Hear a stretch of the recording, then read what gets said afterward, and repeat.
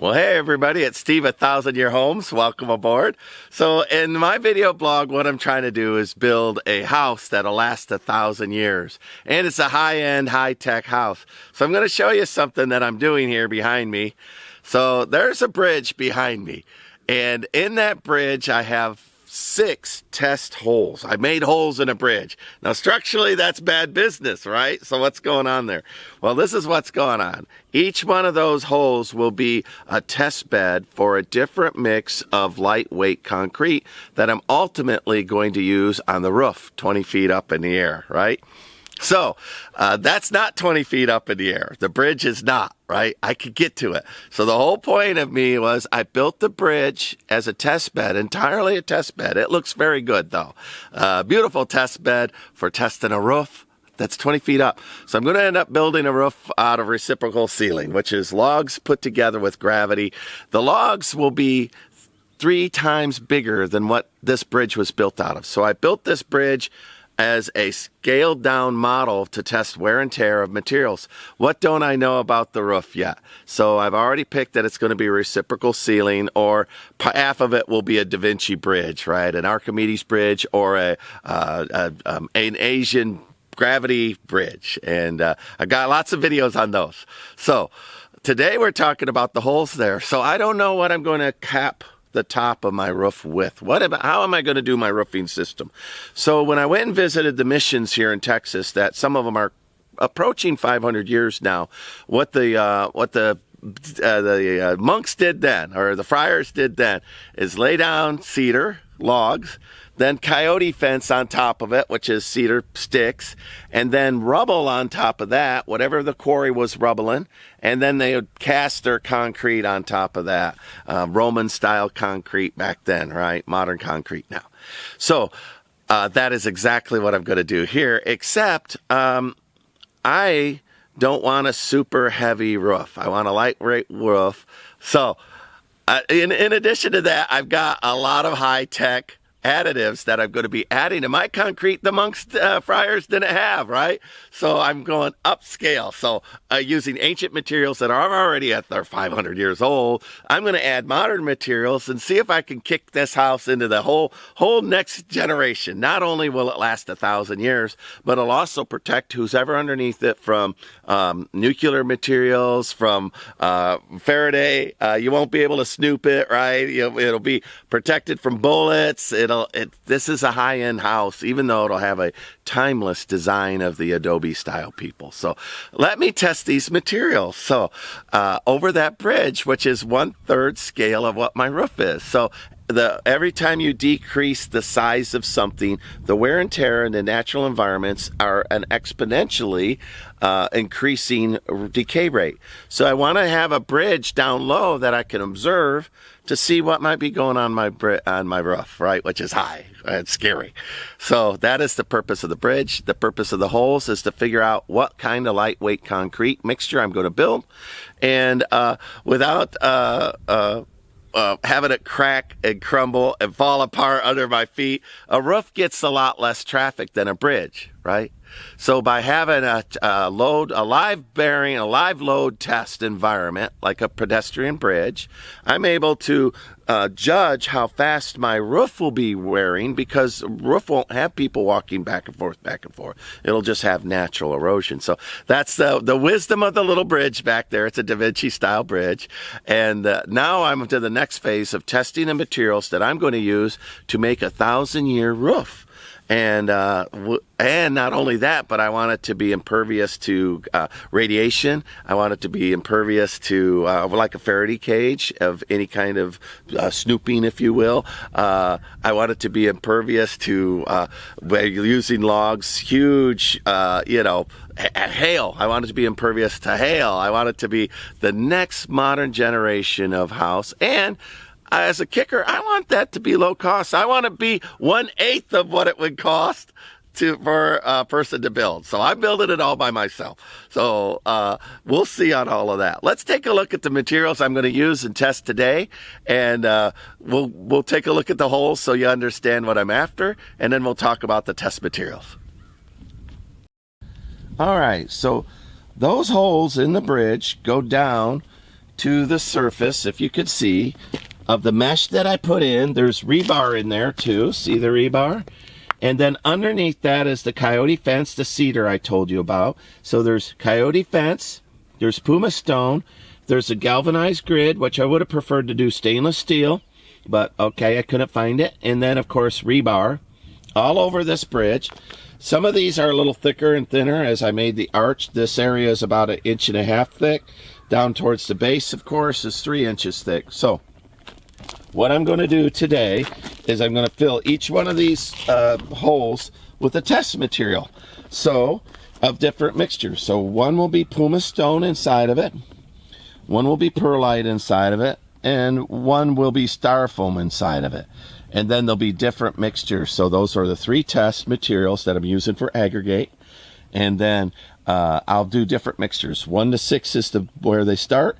And then I'll do a half again as much, and maybe add mortar to that side, which will make it heavier, but also give it an additional binder and additional flexibility, because my roof, I'm worried about it as it heats and cools, putting cracks in it and letting moisture come in.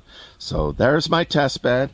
There's my little bridge. It's underneath that concrete skirt is a Da Vinci bridge made of timber and cedar. So that's all that was going on. So almost no screws in there, almost no fasteners in there, just enough to hold it together. And while I did the Da Vinci style, so I estimated that I have on that bridge, I estimated that I have right now about $450 worth of materials. If I include the decorative components on the top, they were $24 a piece, all of those. So there's another 100. So $400 in material, $500, about $550 in total cost with the paint and the decorative components. And so $500. I did the benchmark for a bridge like that. It's about $30 a foot. So between $30 and $300 a foot, sorry, depending on where you are in the nation. So that would be between a $3,000 and a $9,000, even $30,000 in some places, bridge. So huge cost savings. All right, let's take a look at the test materials. All right, so holes in my bridges, that's not so good. So we're going to start out right away with a concrete binder. Now that concrete's going on about 10 days old or so it's still green. So I probably wouldn't need it, but already dust and mud and, you know, things have gotten into the holes. So what I'm going to do is I'm going to start with a concrete bonding agent, and I'm going to paint it per the instructions around each hole into the grid and over the Puma stone as well. Just a regular old construction, nothing fancy brush. Just brush it on, leave it alone. This, you're supposed to let it cure all dry in some circumstances, but for mortar, you can leave it moist. So if it's still wet, I'm going to be okay. So that's what we're going to start with first. That goes in all test holes.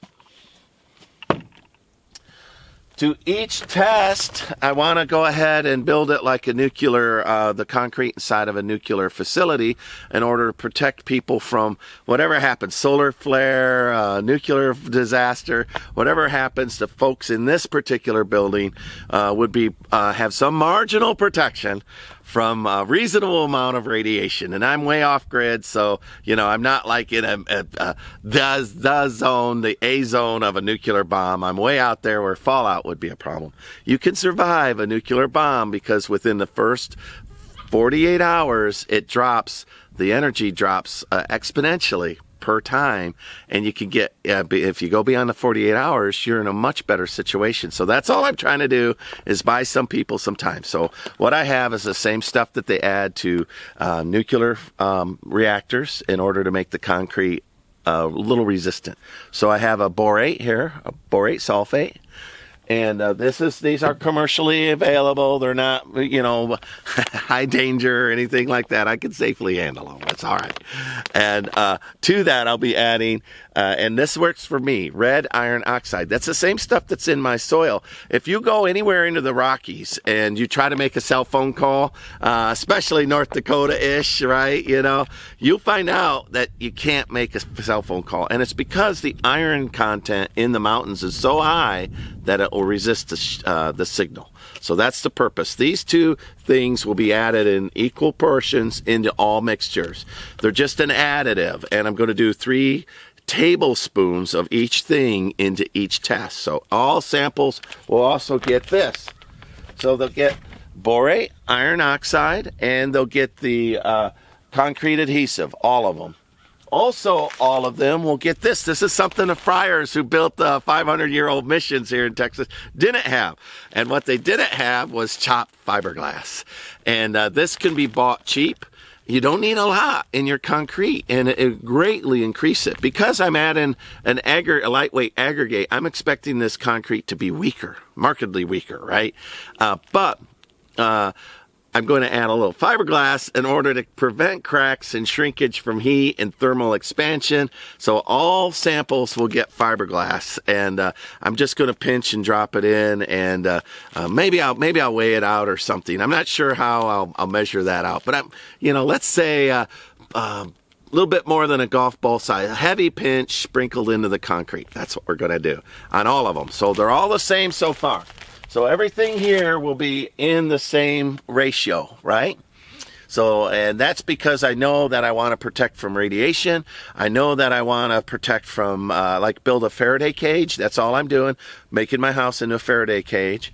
And then I know that I want to test the different ratios now. This is where things get different, of aggregate. So let's talk about the aggregate. So the first aggregate that I'm going to use is pumice stone. Now, this is a renewable resource.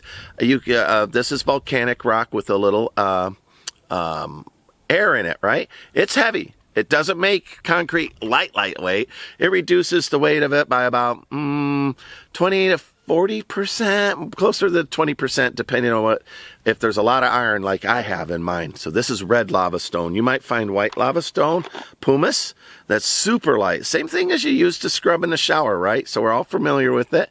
But this will be my aggregate. And I'm not the first person to invent this, so I'm not way out on a limb, but I'm the first person who I believe maybe is using it as a roofing system. So anyway, pumice will be in a mixture, and there'll be 1 to 6. So let's talk about that. So here's my pumice, right? What does 1 to 6 mean? Well, I have a little bucket. It's a grain bucket my horses have kicked the heck out of, so you'd forget. But whenever I leave it out, the horses drag it around, right? So it's their grain bucket. But inside, there's marks. And halfway up the bucket is 4 quarts. And all the way to this line's 8 quarts. So I'll be adding 4 quarts of concrete to it, mortar, and we'll take a look at that in just a minute. The carrier, cement. I'm adding cement. So 4 quarts of cement. And so then to that, I'll do a 1 to 6 ratio. So there's my 1 for the cement. And then I'll add this bucket 3 times. So I'll have 6 half buckets of my aggregate. So it'll be a 1 to 6 ratio. That'll be the first test for all the materials. So they'll all have the same ratio. Now, 1 to 6 is what you find for people building a lightweight concrete, let's say, pots and things that aren't high traffic. Now, I think I want a roof a little more rugged, and we'll talk about that in a second. So, pumice stone is the first aggregate in a 1 to 6 ratio. The second aggregate I'm going to do is, and I have yet to make this, styrofoam. Just regular old styrofoam. So what I need to do today is the styrofoam I've gathered up, put inside of a lawn can, a plastic 40-gallon metal drum. I'm going to put in my weed eater, and I'm just going to shred the heck out of it, turn it back into beads. So then it'll be half of a bucket of the cement, and it'll be 3 full buckets, right, for a 1 to 6 ratio of styrofoam. This is just regular old styrofoam, right, like you get from Amazon packaging and all that. All right, last material. Last material is perlite. Now, the difference, pumice stone is a renewable resource. As the volcanoes bubble them up, you can go ahead and redo it. I'm sure they make pumice stone by hand somewhere, but, it's a renewable resource. The styrofoam is recycled material. Like I'm saving it from the landfill. Once you add styrofoam to concrete, it doesn't burn anymore. And we all know that styrofoam will last 500 years, period. But we know it'll last for forever. Even when the styrofoam beads degrade, like if UV gets to it, I'll still have the void in the concrete. It'll last 1,000 years as well. But the last material is perlite. And perlite is a lightweight, not vermiculite, that might be a brand name, but perlite is a lightweight mineral that's mined. So it has a finite amount, and it's expensive to me because I don't have a perlite mine anywhere near me. But I ordered it in, and the difference, I really wanted to do perlite because that's a heat reflecting material. So here in Texas, if you walk out onto your patio and it's made of concrete, it'll burn your feet. In the sun, it's super hot. If you make it with that, it won't. It's like turns it into a space shuttle tile, right? Where it should be hot, but all of the solar energies, it just, gets inside of this stuff and just can't go anywhere, can't do anything, doesn't become anything, the heat. And I've done it myself in the past where I've turned a blazing hot wooden deck into a fully functional, you can walk barefoot on it in the full sun, cool surface. So that's what I'm going to do. Same ratio, 1:6. That's the first 3 holes will be 1:6. All right, so let's talk about, we're going to do the other 3 holes the same way, but I'm going to do one kicker, and I'm going to add 1 part mortar to 1 part cement, 4 parts of the aggregate. So it'll be a 1:1:4 ratio for each one of those aggregates. So 1 part cement, 1 part mortar, and 1 part or 4 parts of the aggregate. Let's take a look at the mortar real quick and the cement. All right, so there's my Portland cement that I have. Portland limestone cement, type IL. It's 92 pounds, everybody, so it's staying in this truck, which has a cover, so I can close it up and then it doesn't get rained on. So that is what I'm going to use for the cement portion of it. So then we'll take a look at the mortar part. So that should be pure limestone cement, right? Ready to add, ready to go. All right, so that my Portland cement's in there. Now there's a type S as well. I just didn't happen to have it. I happen to have the type IL. I'll take a look or put something up on the screen that'll show the difference between the two, because I don't know myself, but it's the only thing I had available. That's the problem of being way out in nowhere land. What you have is what you get. So you can see the wisdom. It's 92 pounds. Save your body when you're doing concrete. Don't lug it around if you don't have to. So I'm leaving it in there. I'll drive that truck around because there is rain. I might get rained on while I'm doing this test. A light rain is good for concrete. So anyway, I'm going to leave it in there, and that's where I'll be getting my primary cement mixture. So when I say 1:6, the 1 part was right there. That Portland cement is what's going to be the 1 part. And I could close that tonneau cover and it stays dry. Once it's not 92 pounds, I might move it to the pallet, but right now I'm just going to set it up and dip out of it. And so there we go. So that'll be the cement portion. Let's look at when I start doing the 1:1:4 parts. Let's look at the mortar that I'm going to use. All right, this will all stay underneath the tarp because of the rain as well. So what do I have here? Well, I have Quickcrete. Now, that's not going to be used at this time. This is what I use to build the majority of the bridge out of, because this has stone as the aggregate. That makes it super strong, super strong. So this is the strong stuff, right? But underneath it, I have something called Quickcrete stucco. This particular is the brown coat stucco, so it's simply sand and cement, Portland cement, just like we looked at. So as I'm making the lightweight concrete, it occurs to me that the concrete will be, look everybody, I have Leah, she just came for the testing, didn't you? Yeah, well, I got groceries. I got groceries, so I don't have to do that. Yay! All right, well, I'm working. All right, so back to this. So the high strength concrete, that's super heavy, right? So I don't want to make lightweight concrete with stones in it, because that's not that's no longer lightweight. So 4,000 psi. Obviously what I'm building isn't going to be nearly that, but I don't know how much, nor do I know how much a roof needs to hold together, right?